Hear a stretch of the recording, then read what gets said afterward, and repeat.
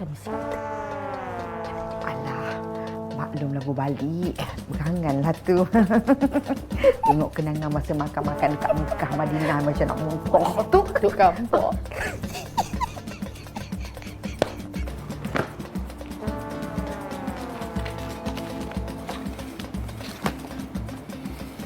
Allah.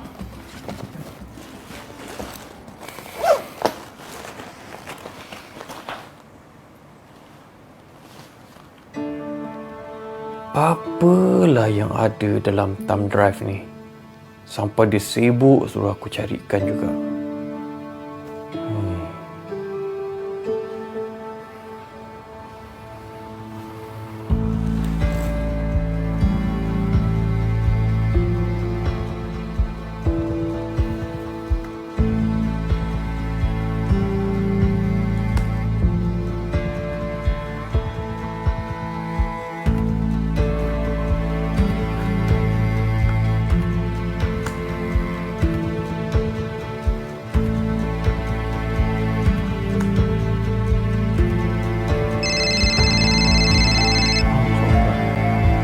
Macam tak tahu je.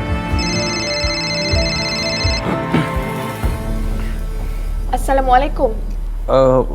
Waalaikumsalam. Memang makan tahun nak tunggu update daripada awak. Update?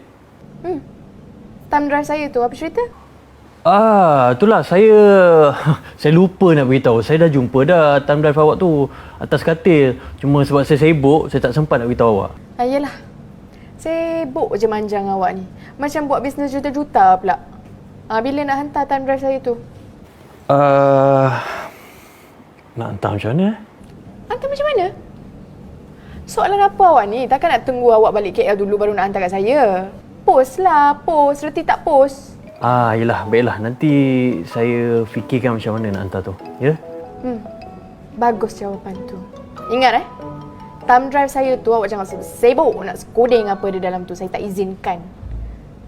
Dan awak berdosa kalau awak pecah mana ni.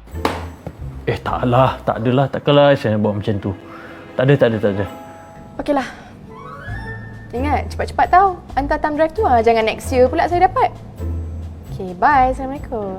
Waalaikumsalam warahmatullahi. Macam tahu-tahu je dia ni.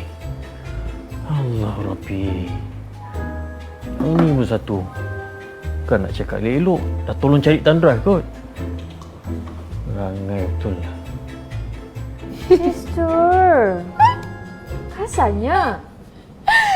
Ya Allah.